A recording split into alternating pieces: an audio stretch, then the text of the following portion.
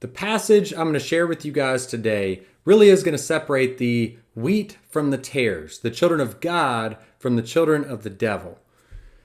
If you can't bear to hear this passage, then let me just tell you something. It's because you're a child of the devil.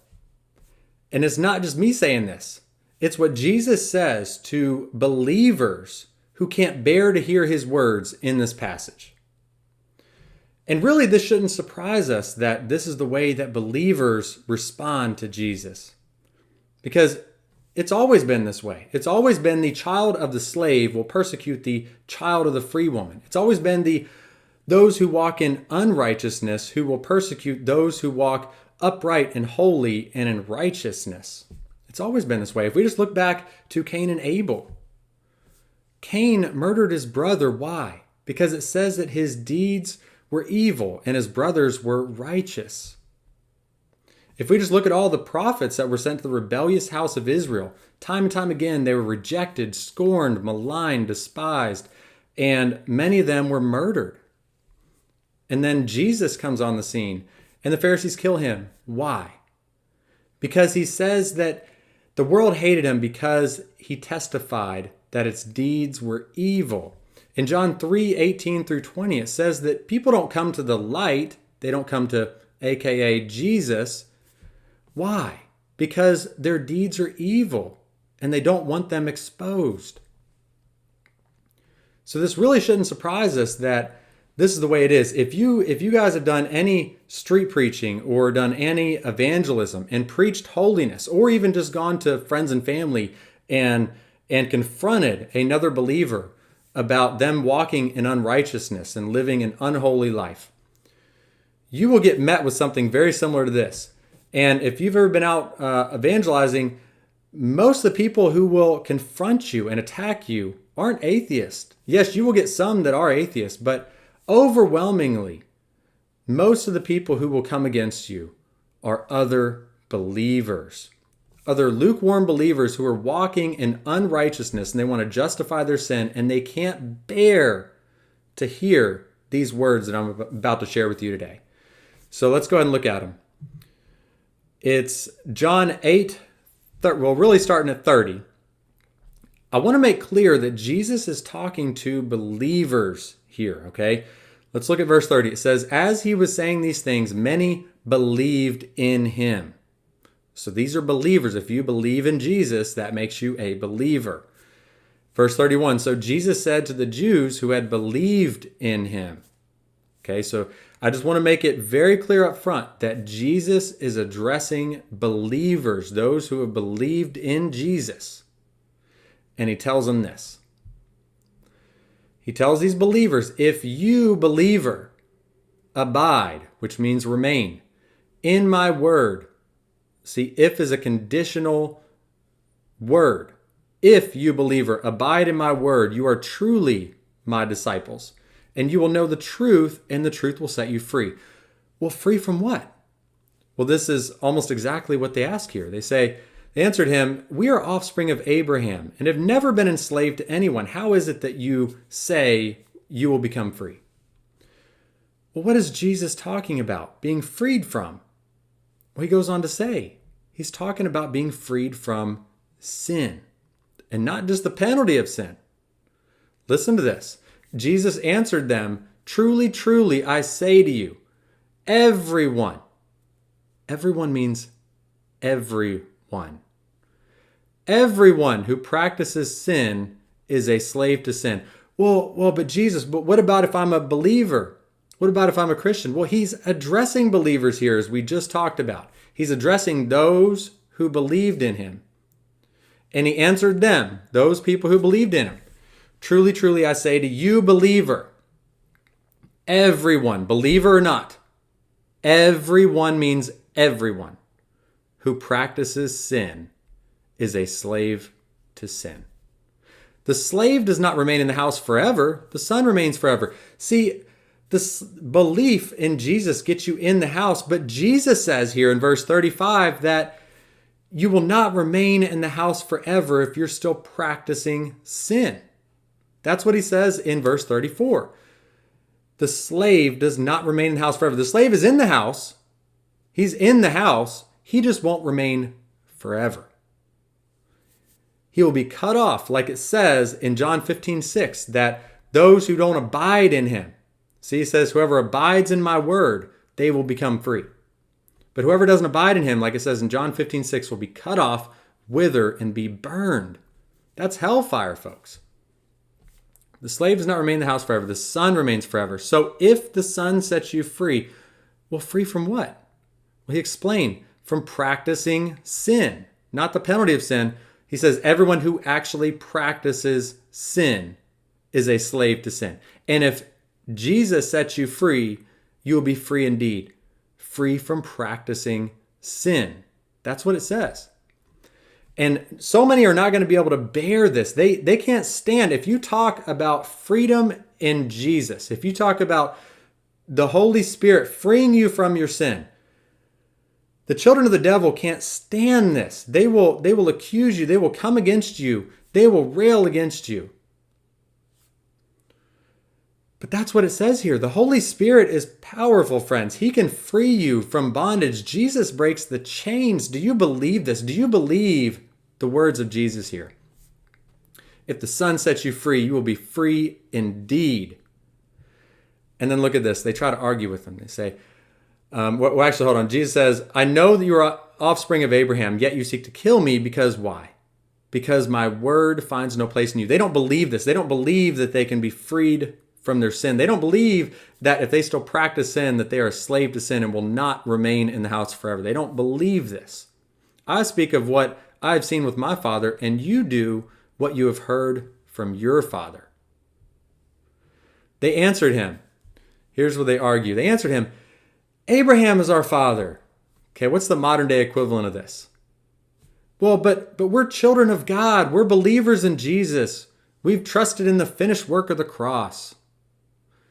And Jesus said to them, if you were Abraham's children, you would be doing the works Abraham did. Notice how it doesn't say, if you were Abraham's children, you would just be simply believing in me. Of course, he's already talking to believers. We've already established that. Go back up to verse 30 and 31. He's still talking to believers. And he's saying that if you were Abraham's children, you would be doing the works that Abraham did. Notice how it doesn't say that you would just be trusting in the finished work of the cross here. No, he says that you would be doing the works that Abraham did. Well, what did Abraham do? Well, he went to go sacrifice his son on the altar. By faith, it says that he went to do that. In Hebrews 11, by faith, Abraham went to a land unknown because God told him to. By faith, Abraham did all these things. And likewise, he's saying if you're truly Abraham's children, then you would be doing the works that he did. But now you seek to kill me, a man who has told you the truth that I heard from God.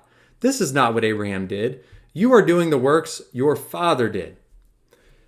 Okay, and again, they try to argue with him. Again, this is exactly what many professing Christians will do. They'll argue with you. They said to him, we were not born of sexual immorality. We have one Father, even God. They'll argue with you and say, but we're children of God. We believe in Jesus. Don't you understand? And that's what they're doing here. Jesus, don't you understand? We believe in God. We're Abraham's children. Don't you get it? And he says, no. If you're practicing sin, everybody who practices sin is a slave to sin. Well, what about if you're a Christian? Everybody who practices sin is a slave to sin. Do you believe these words of Jesus? Or are you just can't bear it right now? You can't bear the truth. Jesus said to them, if God were your father, you would love me, for I came from God and I'm here. I came not of my own accord, but he sent me. Why do you not understand what I say? Here it is. It is because you cannot bear to hear my word. They can't bear to hear. If you go talk to those Christians that are stuck in sin, and you preach to them holiness and freedom from sin by the Spirit of Christ, they cannot bear to hear this. They will malign you. They will speak evil of you. And he says, you are of your father the devil, and your will is to do your father's desires. He was a murderer from the beginning and does not stand in the truth, because there is no truth in him. When he lies, he speaks out of his own character, for he is a liar and the father of lies. But because I tell you the truth, you do not believe me. Which one of you convicts me of sin? Now, this is what Christians will do too. They'll point to you and say, oh, but you sin all the time. Oh, but you sin. You sin in thought, word, and deed every single day. Well, that's not what Jesus says. He says that everyone who practices sin is a slave to sin. Don't fall for the lies. Don't fall for the lies that you'll just sin all the time in thought, word, and deed. These are snakes trying to kill you. But that's what they'll do. They'll point to you and they say, oh, but don't you sin. They can't stand the fact that you've been freed from sin, not just the penalty, but actually freed from sin, from bondage, by the power of the Holy Spirit. Just like it says in Romans 8:13, that you've put to death the deeds of the body through the power of the Holy Spirit. They can't stand that. They will persecute you just like Cain did Abel, just like they did the prophets, just like they did Jesus. They can't stand this truth. And just like this, they could not bear to hear the words of Jesus either. It says, whoever is of God, well, actually, it says, if I tell you the truth, why do you not believe me? Why don't you believe these words? Why don't you believe that you can be free from sin? Why do you not believe that everyone who practices sin is a slave to sin? Just believe this. It says, why do you not believe me? Whoever is of God hears the words of God. The reason why you do not hear them is that you are not of God. The Jews answered him, are we not right in saying that you are a Samaritan and have a demon? This right here is what professing Christians oftentimes will do. They'll accuse you of having a demon for preaching obedience to God, for preaching freedom from sin. They'll say that you have a demon. They'll malign you. They'll call you all kinds of names, just like they did Jesus here. Jesus answered, I do not have a demon, but I honor my Father, and you dishonor me. Yet I do not seek my own glory. There is one who seeks it, and he is the judge. And here it is. Truly, truly, I say to you, if anyone keeps my word, he will never see death. Friends, this is talking about the second death. And he says, if anyone keeps his word, well, which word? Just the word to believe in him? No, that's who he was talking to, were those who believed in him. He was already talking to those, and he told them, if you practice sin, you will not remain in the house forever. So which words? It's all of his words. We have to keep all of his words. In John 12:48, it goes on to say that that we have a judge, and it's the word that he's spoken. We're going to be judged by Jesus' words, the words that he's spoken. And if we don't keep his words, just like Jesus says, whoever builds his house on the rock and actually keeps his word is likened to a wise man.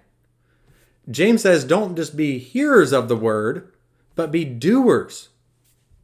If you're not a doer, you're just deceiving yourself.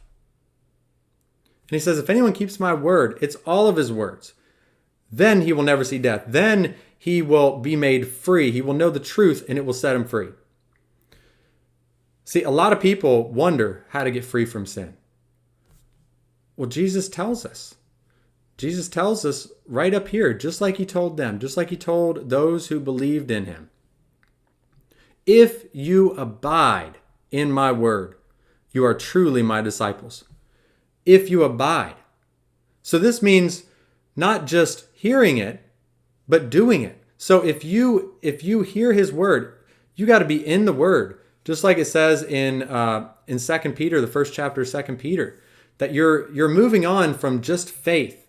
You're moving on from that into things like godliness, virtue, knowledge.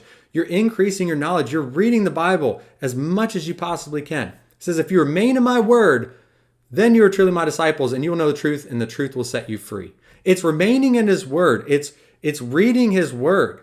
It's studying it. It's digging deep into it, and you will know the truth, and the truth will set you free. But like James says, Don't just be hearers of the word, you also must do what it says. Then you will become free. You study it, you learn the word, you read the word. And if you keep studying and keep doing what God tells you to do, if you keep doing what Jesus tells you to do, then he says, then you will be set free. Then you will remain in the house forever. Then you won't practice sin. Then you won't be a slave to sin. That's exactly what it says here. Guys, don't believe the lies that you will just sin every single second of the day in thought, word, and deed, no matter what you do, and that we're going to be helpless. God did not leave us helpless on earth. He sent the helper, the Holy Spirit. But friends, he's called the helper. He's not called the doer. He doesn't just do everything for us. We need to pursue him with all our heart, mind, soul, and strength. And if we abide in his word, then we prove to be his disciples. We'll know the truth, and the truth will set us free. Don't fall for the lies that we can't be free. That we can't be free, not just from the penalty, but from actual practicing sin. The Holy Spirit is powerful. Do you believe these words? Do you believe that with God, all things are possible? Do you truly believe these words? Or are you like these people who couldn't bear to hear these words? Are you like the children of the devil who can't bear to hear these words, that everyone who practices sin is a slave to sin? Guys, don't fall for it. Believe the words of Jesus. Abide in his word. Then you will know the truth, and the truth will set you free. That's all I got for today. Please go ahead and subscribe and like, and go ahead and hit the bell notification below. God bless.